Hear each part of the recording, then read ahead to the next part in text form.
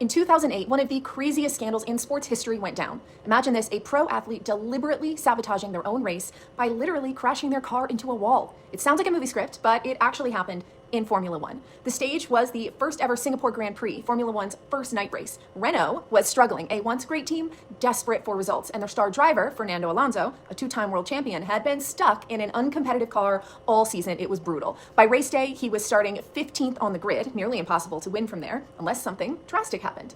On lap 14, his teammate, Nelson Piquet Jr., slammed into the wall at turn 17. The crash brought out the safety car, and that is where things really got wild.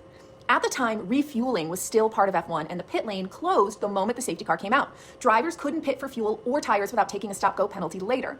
But Alonso had already pitted a few laps earlier, at a time that made no strategic sense.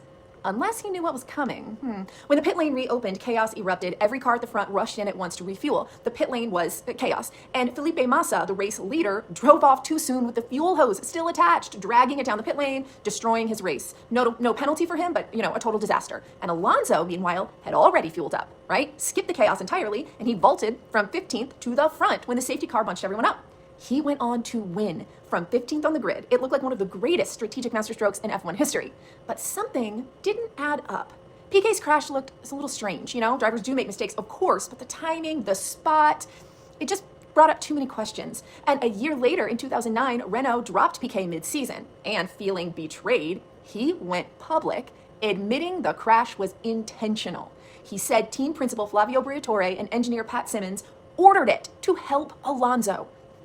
And with that, one of F1's biggest scandals totally exploded. The FIA investigation confirmed it. Renault had fixed the race. Briatore was banned for life, which was later overturned. Symonds was banned for 5 years, and Renault got a suspended 2-year ban.